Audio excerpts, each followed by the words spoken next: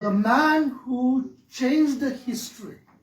एक ऐसा व्यक्ति जिसने पूरी हिस्ट्री को बदल दिया. In our life also many times we carry a lot of things from our generations in our life. और बहुत सारी चीजों को अपने अतीत से हम बहुत सारी चीजों को हम अपने अंदर कैरी करते हैं. And we see when we look, come with me, you can turn to Genesis chapter 5. और आइए हम परमेश्वर के वचन में से निकालेंगे उत्पत्ति 5 अध्याय. So before that we will come to chapter 1. From 1 we will go. Chapter 1, Genesis chapter 1 verse 26 and 27. पहले हम पहला अध्याय देखेंगे और उसकी 26 और 27 आए. Yes, Genesis chapter 1 verse 26 and 27. फिर परमेश्वर ने कहा, हम मनुष्यों को अपने स्वरूप के अनुसार अपनी समानता में बनाएं और वे समुद्र की मछलियों और आकाश के पक्षियों और घरेलू पशुओं और सारी पृथ्वी पर और सब रेंगने वाले जंतुओं पर जो पृथ्वी पर रेंगते हैं अधिकार रखें. तब परमेश्वर ने मनुष्य को अपने स्वरूप के अनुसार उत्पन्न किया. अपने ही स्वरूप के अनुसार परमेश्वर ने उसको उत्पन्न किया, नर और नारी करके उसने मनुष्यों की सृष्टि की.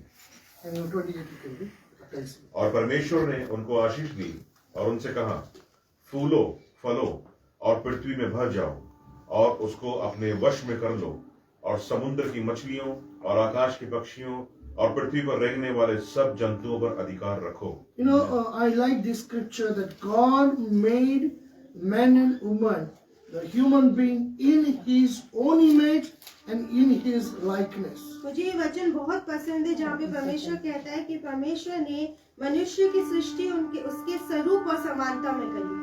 And 28 verses, you know, one of the great thing I love about our God, he from the beginning when He created men and women, God blessed them. और 28 आयत में एक अद्भुत बात जो परमेश्वर यहाँ पे कहता है कि जब उसने मनुष्य की सृष्टि की तो उन्हें आशीषित किया. You know, God, our God is a God of blessing. He loves to bless His children. वो हमारा आशीष देने वाला परमेश्वर है और उसका वायदा है कि वो अपने लोगों को आशीषित करना चाहता है. But you know, in everything we see it is everything has got a two sides of it. हर एक चीज के दो पहलू है. As we said, coin has got two sides. जैसे हम कहते हैं कि एक सिक्के के दो पहलू होते हैं. You know, God loves to bless us. परमेश्वर बहुत हमसे प्रेम करता है और वो चाहता है हमें आशीषित करना. But it is our responsibility, our response towards God, that how we respond to Him and receive the blessings. लेकिन ये हमारा व्यक्तिगत परमेश्वर से दिखाता है कि हम कैसे उस आशीष को परमेश्वर से ग्रहण कर सकते हैं. Suppose if I want to bless Brother Deepak, but it is his response whether he wants to receive it or not, or to reject it. जैसे कि मैं ब्रदर दीपक है, उनको अगर मैं आशीष देना चाहता हूँ और आशीष बोलता हूँ, लेकिन वो इनके ऊपर है कि वो उस चीज को, उस आशीष को ग्रहण करते हैं या आशीष को छोड़ देते हैं. Actually, recently there was a camp in which Lord led me to speak there, and I explained. Now I don't have time to go deep into that. परमेश्वर एक कैंप में मुझे ले गया, वहाँ पे परमेश्वर ने बहुत गुप्त बातों को जाहिर किया. मैं अभी उन सब चीजों के बारे में आपको संक्षिप्त में बता दूं. You know, God dwells in heaven. Heaven is His throne and earth is His footstool. परमेश्वर का कहता है कि जो स्वर्ग है वो उसका भवन है, वो उसमें वास करता है, और जो पृथ्वी है वो उसके पांव की चौकी है. You know, God is in heaven. There are angels already God has created. And it was not necessary, it was not required that He should create heavens and the earth. जब परमेश्वर ने स्वर्ग की सृष्टि करी तो उसने स्वर्गदूतों की रचना करी और ये आवश्यक नहीं था कि वो स्वर्ग और पृथ्वी को भी बनाए. And I like, you know, one of some of the characters of our God, that, you know, our God is not a God of selfish. He is not a selfish God. जो परमेश्वर है उसके एक व्यक्तित्व को मैं आपके बीच में बांटना चाहता हूँ कि वो एक सेल्फिश गॉड नहीं है, खुदगर्ज परमेश्वर नहीं है. You know, God, He was a king, He is the Lord, and He is sitting on the throne. वो एक राजा है और वो अपने सिंहासन पर विराजमान है. And heaven is His kingdom. और जो स्वर्ग है वो ही उसका राज्य है. And it was not needed that He should create heavens and the earth. और ये आवश्यक नहीं था कि वो आकाश और पृथ्वी की रचना करे। So in the 6 days we see all the creation, heavens and the earth, sun, moon, stars, trees, birds of the air, and the fish, everything in the water. We see everything, what was the creation He created, and then He created man and woman. और जब हम देखते हैं कि 6 दिन जो परमेश्वर ने हर एक उस वस्तु की रचना करी, आकाश की, पक्षियों की, जानवरों की, हर जो चीज हम देखते हैं 6 दिनों में परमेश्वर ने बनाया और फिर परमेश्वर ने मनुष्य को बनाया। And God kept Adam and Eve on this earth to rule and to enjoy and have a dominion over this earth. परमेश्वर ने आदम और हवा की सृष्टि इसलिए की कि वो इस जगत में, इस अदन की वाटिका में वो जब रहे तो उसको इसलिए बनाया कि वो इस संसार के ऊपर, इस संसार की जो भी वस्तु है उसको ऊपर राज्य करे। See, God created man in His likeness, in His own image. परमेश्वर ने अपनी ही समानता में मनुष्य की रचना करी। You know, when we go in front of the mirror, we don't see, when we see ourselves, not like a teddy bear nose and something like a rabbit, ears. We don't see what we see in the mirror. जब हम अपने आप को आईने में देखते हैं तो हम अपने आप को ही आईने में देखते हैं। हम एक टेडी बेयर को नहीं देखते, या फिर हम ऐसे नहीं देखते कि हमारे पास खरगोश के कान है। So when God created us, He created in His own image. जब परमेश्वर ने हमारी रचना करी तो उसने हमें अपने स्वरूप में बनाया। In His likeness, in His holiness, with His all authority, the power, God created Adam and Eve. उसने हमें अपनी समानता में उसकी जो भी उसकी सामर्थ है, जो भी उसका पावर है, वो सब हमें दिया। So when we see that God blessed them, means God imparted what He has got. परमेश्वर ने जब उनकी रचना करी तो मतलब जो भी उसके अंदर था वो सब कुछ मनुष्य को दे दिया। But when God has blessed humankind, now it is our responsibility that how we respond to God and receive those blessings.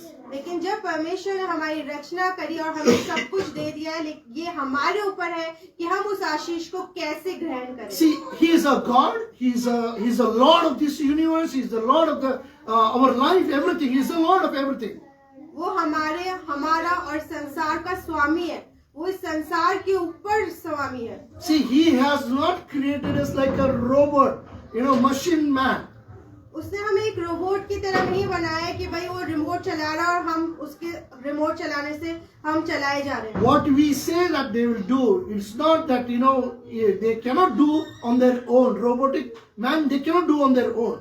जो एक रोबोट होता है वो अपने तरफ से नहीं चल सकता जब तक कि उसका मालिक उसको उस रोबोट के एक रिमोट कंट्रोल के सहारे उसको ना चलाए। So, but God created us in His own image and He gave us the free will, the choice to walk.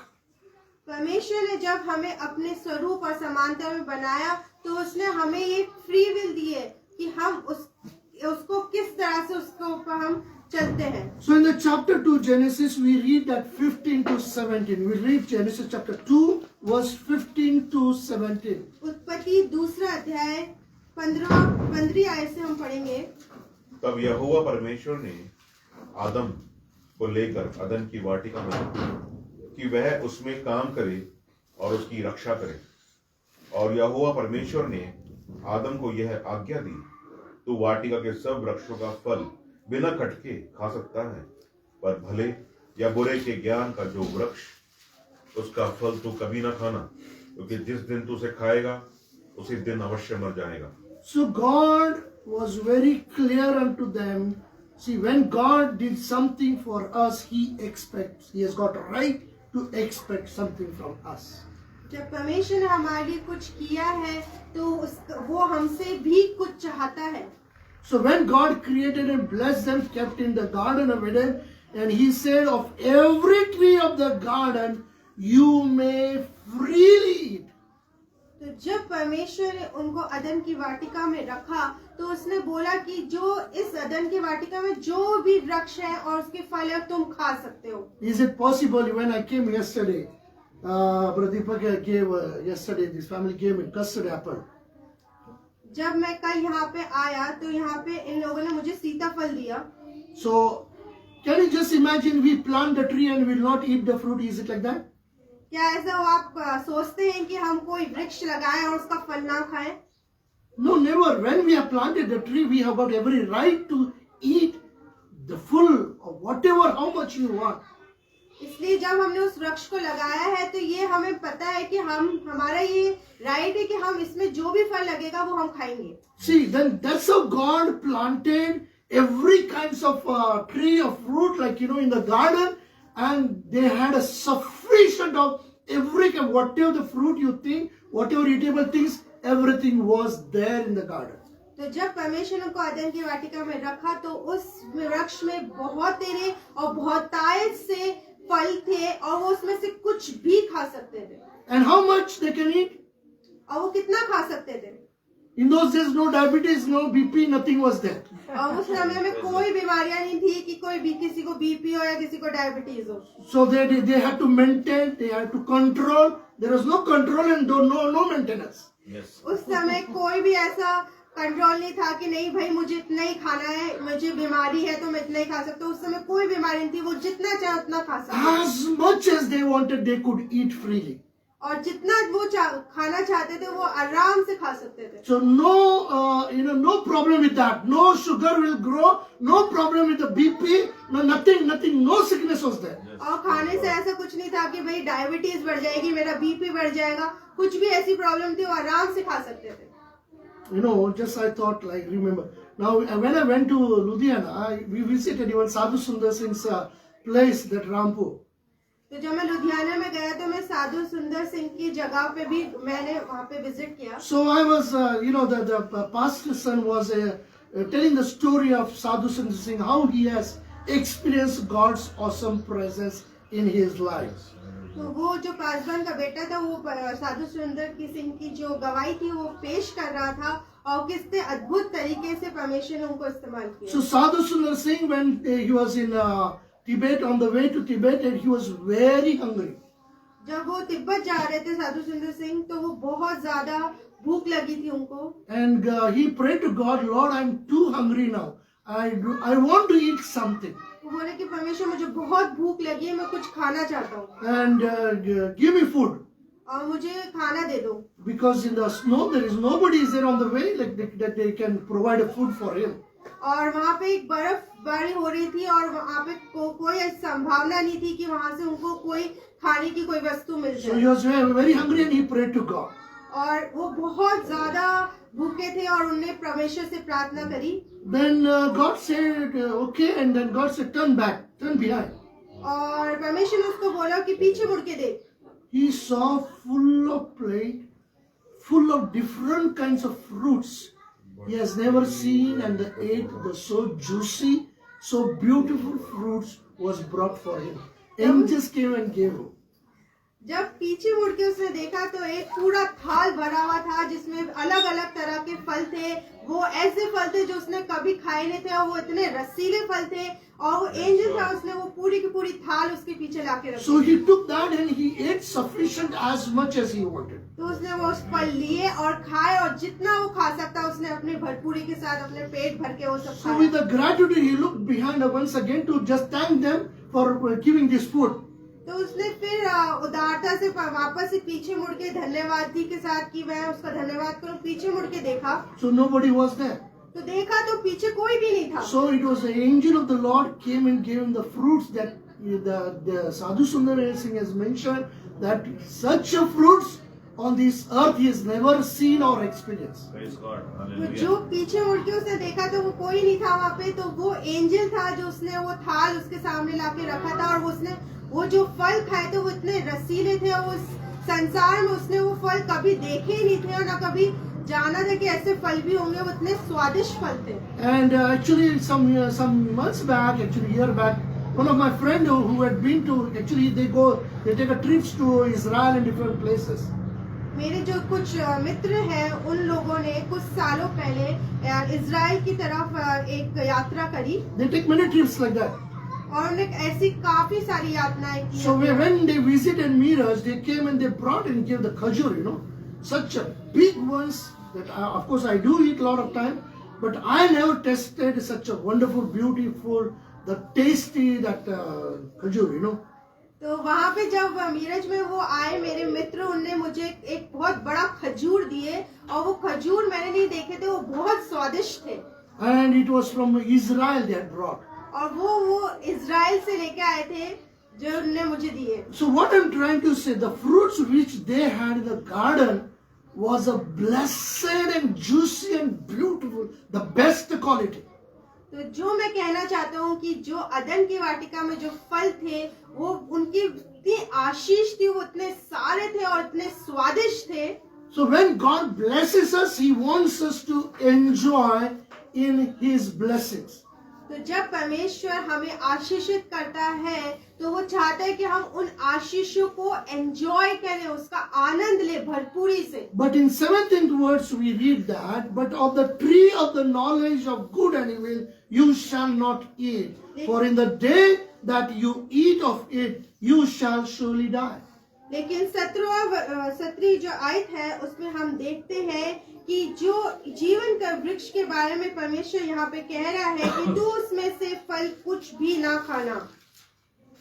God had commanded them to enjoy, to eat the tree of the garden freely as much as you want. परमेश्वर ने कहा था कि गदन की वाटिका में जो भी वृक्ष लगे हुए उसके फल तू खा सकता है, जितना तू चाहे उतना खा सकता है। But of the tree of the knowledge of the good and evil you shall not eat. लेकिन जो ये ऐसा पेड़ है यहाँ पर, उसका फल तुझे नहीं खाना है। So that is actually in the fruit there was nothing wrong. लेकिन उस जो फल के बारे में परमेश्वर कह रहा है कि इस फल को खाने से कुछ बुराई नहीं है इसमें। The obedience was important in that God had commanded something to do and not to do. लेकिन आज्ञाकारिता परमेश्वर चाहता है कि हम उसकी आज्ञा का पालन करें। वो खाना नहीं खाना बात नहीं है, लेकिन परमेश्वर की आज्ञा को हम पालन कर रहे हैं नहीं, यह महत्वपूर्ण है। Kingdom of God is not in eating and drinking, dear people of God. परमेश्वर का जो राज्य है वो खाना पीना नहीं है मेरे मित्रों। But God's obedience, God loves obedience than sacrifices. लेकिन परमेश्वर जो है वो आज्ञाकारिता को ज्यादा महत्व देता है सैक्रिफाइस से ज्यादा। So in the 3rd chapter we see when God had commanded not to eat the tree, the fruit of the tree, the knowledge which gives good and evil. जब परमेश्वर ने उस वृक्ष के विषय में कहा कि तू इस वृक्ष का फल नहीं खा सकता। But in Genesis 3 we read, we don't have time to go scripture by scripture, but you can read it afterward again once again if you want. But we see there that Eve, she heard the lie and believed in the lie of the devil and she ate that fruit of that tree.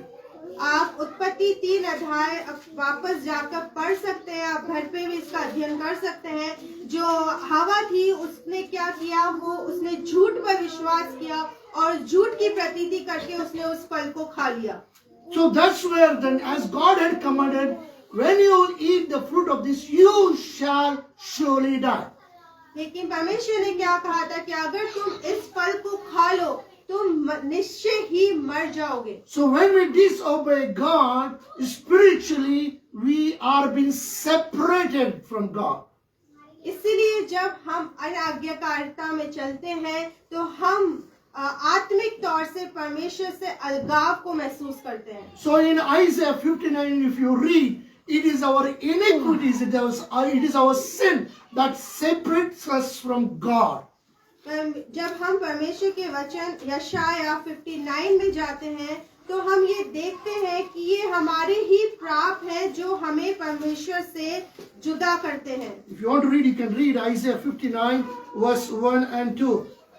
सुनो, यहोवा का हाथ ऐसा छोटा नहीं हो गया कि उद्धार न कर सके, न वह ऐसा बहरा हो गया है कि सुन न सके, परंतु तुम्हारे अधर्म के कामों ने तुमको तुम्हारे परमेश्वर से अलग कर दिया है।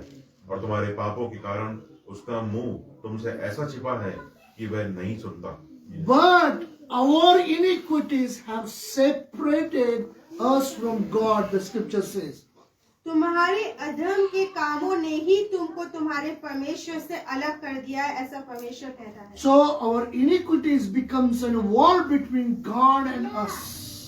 जो हमारे अधर्म के काम है वो ही एक युद्ध का कारण बनते हैं हमारे और परमेश्वर के बीच में। So let us come into the chapter of 5. I will explain a little better further. Chapter 5 of Genesis. आइए हम 5वें अध्याय उत्पत्ति के वापस आए और इसके बारे में और अध्ययन करें। Now we saw that God is a God of blessing and He loves to bless His creation, we as a children of God. हमने देखा है कि परमेश्वर आशीष का परमेश्वर है और वो चाहता है कि अपने बच्चों को पूर्ण रूप से आशीषित करे। And God from the beginning till the end we see He loved to bless His children. और हमने देखा है कि उत्पत्ति से हमने देखा है कि परमेश्वर अपने बच्चों को किस तरह से आशीषित करना चाहता है। Now we'll see in the chapter 5 in the Genesis there is a genealogy of from the Adam we see. एक जो हम उत्पत्ति 5 से अध्ययन करेंगे कि आदम की जो वंशावली उसके बारे में हम अध्ययन करेंगे। So now we don't have time every word to read, but important verses we will read. Now chapter 5 verse 5 we see Adam. So all the days that Adam lived were 930 years and he died. हम महत्वपूर्ण वचनों को ही यहाँ पे अध्ययन करेंगे और यहाँ पे हम जब आदम के बारे में देखते हैं कि 930 साल तक आदम जीवित रहा और उसके बाद उसकी मृत्यु हो गई। How many years Adam lived? कितने साल आदम जिया? 930 years and he died. 930 साल वो जिया और फिर उसकी मृत्यु हो गई। Now 8th verse we read that this is the first generation. Now second generation we read about the Seth. So all the days of Seth were 912 years and he died. और दूसरा हम देखते हैं शेत के बारे में और जो 6 आयत में है वो कितने साल 8वीं वर्ष में है और वो 807 वर्ष तक जीवित रहा। 912 वर्ष तक जीवित रहा। So Adam lived 930 years and he died. आदम 930 साल तक जीवित रहा वो उसकी मृत्यु हो गई। So second generation Seth lived 912 years and he died. और दूसरी शतक में हम देखते हैं कि शेत की मृत्यु 912 वर्ष में हो गई। So in the verse 11 we read the third generation, that is Enosh. So all the days of Enosh were 905 years and he died.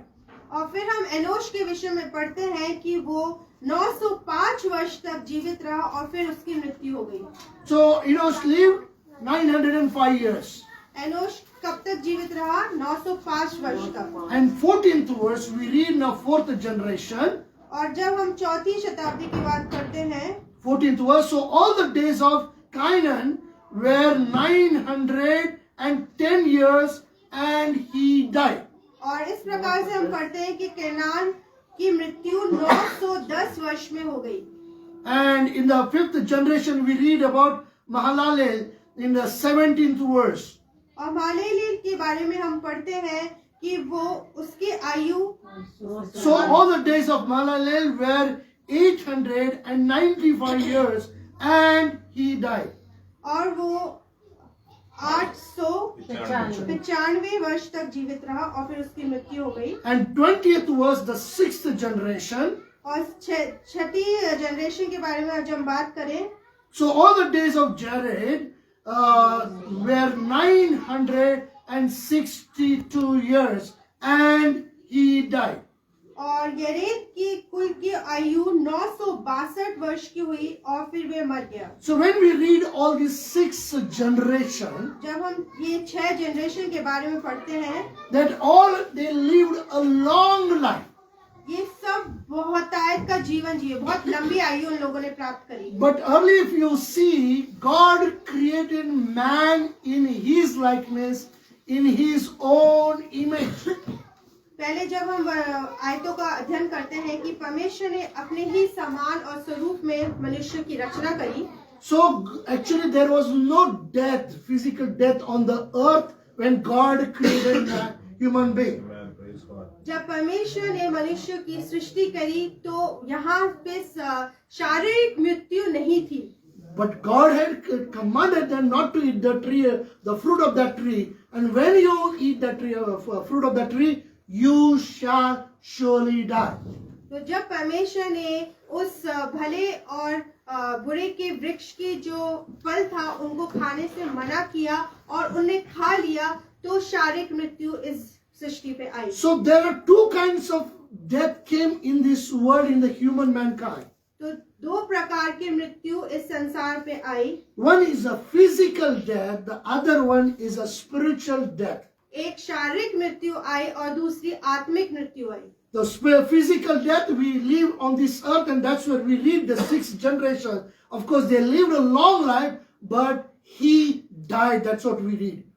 हमने ये 6 जनरेशन देखी कि इसके बाद ये लोग लंबी आयु जिए, लेकिन उसके बाद इनकी मृत्यु हो गई। But there is another second separation. The death, it talks about the separation of God. The sin separates us from God. Yes. जो दूसरा अलगाव के बारे में यहाँ पे बात हो रही है वो पाप के बारे में हो रही है, जो पाप हमें परमेश्वर और हमारे बीच में हमको दूर कर देता है। As we just read in Isaiah 59. और जैसे कि हमने देखा कि हमारे अधर्म के कामों के कारण ही हम परमेश्वर से दूर हुए। Let us come to the Genesis chapter 5 only, verse 11 or 21 onwards.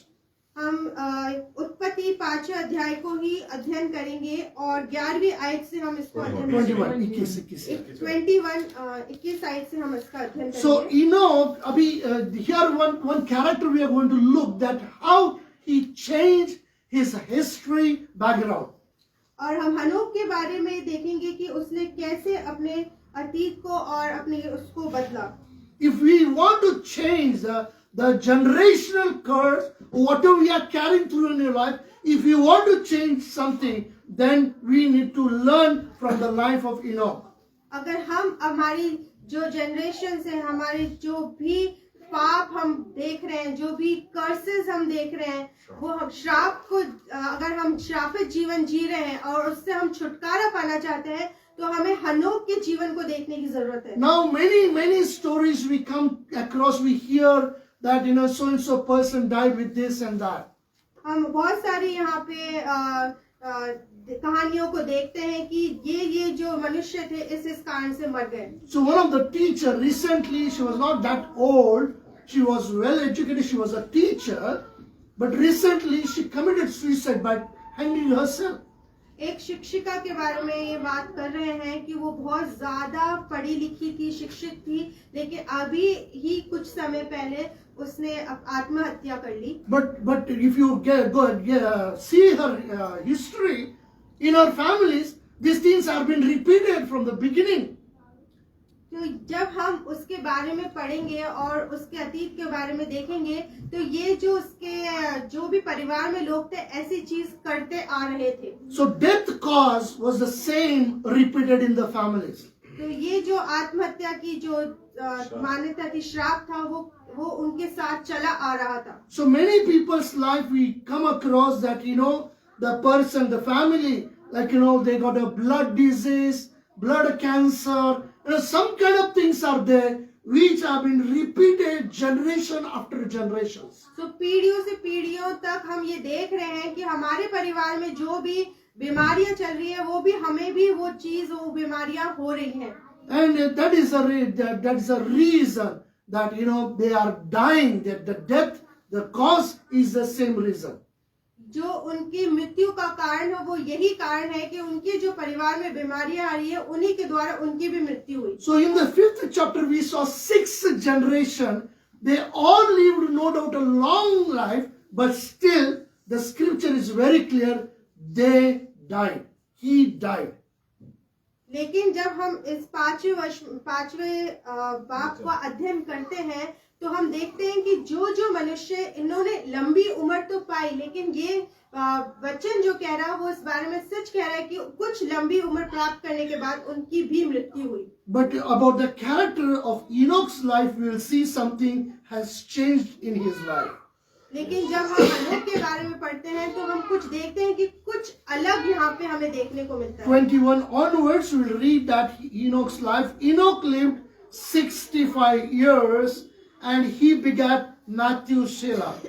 After he begot Methuselah, Enoch walked with God 300 years and had sons and daughters. So all the days of Enoch were 365 years. And Enoch walked with God, and he was not, for God took him. हम 21 आयत से यहाँ पे पढ़ेंगे, जब हनोक 65 वर्ष का हुआ तब उससे मथुशेलह का जन्म हुआ।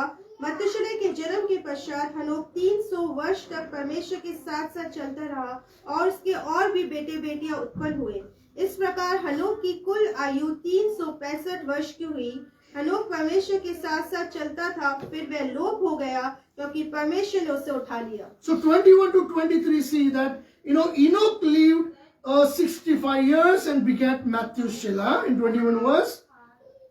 जब हम 21 वर्ष से देखते हैं कि जो हनोक था 65 वर्ष तक जीवित रहा और उसने मथुशेलह को जन्म दिया। After he begot Methuselah, Enoch walked with God 300 years. जब उसने मथुशेलह को जन्म लिया उससे पहले वो 300 वर्ष तक परमेश्वर के साथ चला।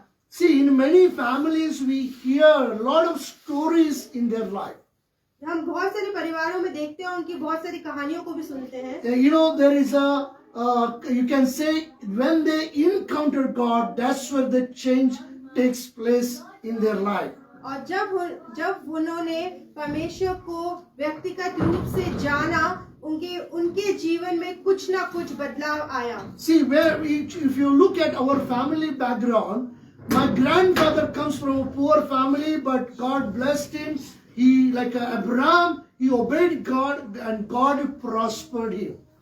तो जब मैं अपने बारे में बात करूं तो जो मेरी नाना थे या दादा थे जो थे वो बहुत ही ज्यादा समृद्ध परिवार से नहीं थे, लेकिन परमेश्वर ने उन्हें आशीषित किया और आज उस आशीष का कारण मैं हूँ। So actually he came and studied in our place called Miraj. We come from Karnataka and he came to Miraj and studied in Miraj. तो वो मीरज को आए और वहाँ ही उन्हें अपना सारा अध्ययन का कार्य पूरा किया। And he did his medical, he became a surgeon in mission hospital under the missionaries, doctors. तो वो एक सर्जन की उपलब्धि उन्हें प्राप्त की और मिशन स्कूल में ही उन्हें वहाँ पे अपनी सेवकाई दी। So when he was studying, doing his surgeon medical education, that's where through the missionary doctors he came to know the Lord. जब वो अपनी सर्जन की पढ़ाई कर रहे थे, जब वो अपने सर्जन की उपलब्धि प्राप्त कर रहे थे, तो तभी उन मिशनरियों के द्वारा उन्होंने परमेश्वर को जाना। So when he encountered God, he came to know God. He dedicated his life totally unto God and he served his life unto the Lord. तो जब उन्हें परमेश्वर को ग्रहण किया तो उन्हें पूरा अपना जीवन परमेश्वर को दिया और उसके बाद उन्हें परमेश्वर के पीछे चलना स्टार्ट किया। So when he started walking with the Lord, there was one doctor called Dr. Well. Under him he was trained, and after he finished his education also, he established a hospital also on the name of Dr. Well Memorial Hospital.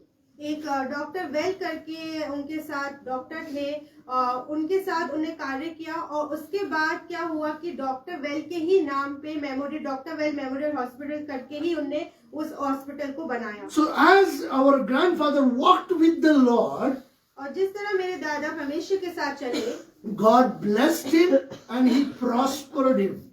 और परमेश्वर ने उनको आशीषित किया और वे और ज्यादा abundance के साथ, बहुतायत के साथ और ज्यादा बढ़ते चले गए। And about his life, it has been said that he was a successful man in his medical profession field. He never failed a single operation in his life.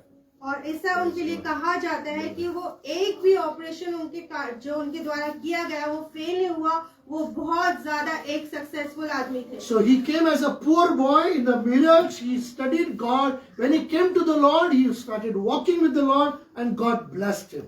तो जब वो मेरज में आए और वो बहुत गरीब थे, लेकिन जब उन्हें परमेश्वर को जाना, परमेश्वर ने उन्हें बहुत तायत से आशीषित किया और वो एक संपन्न परिवार के रूप में स्थापित हुए। God blessed him with the 5 sons and 3 daughters. परमेश्वर ने उन्हें 5 पुत्रों और तीन बेटियों के द्वारा आशीषित किया। But when you look back the story, if you go look back behind the story, story is something different about my grandfather. लेकिन जब हम पीछे देखते हैं तो मेरे जो दादा थे उनके बारे में कहानी कुछ अलग ही है। Early days, the plagues and malaria, other things like, diseases used to come and people used to die like anything. तो जब हम पिछले दौर के बारे में देखते हैं तो बहुत सारी महामारियां और मलेरिया के द्वारा लोगों की मृत्यु होती थी। So my grandfather also had a big family, father, mother, and they had many children.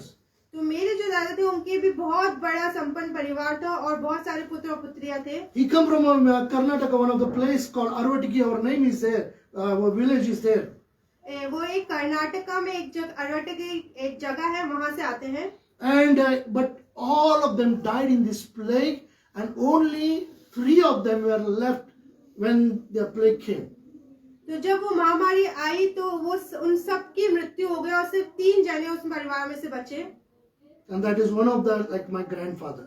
और उसमें से एक थे मेरे दादा। I tell you, if you would have not encountered God, if you would have not accepted Jesus Christ, मैं आपको कहता हूँ कि अगर आपने परमेश्वर को अपना उद्धारकर्ता स्वीकार नहीं किया है, that would have repeated again and again in our entire families.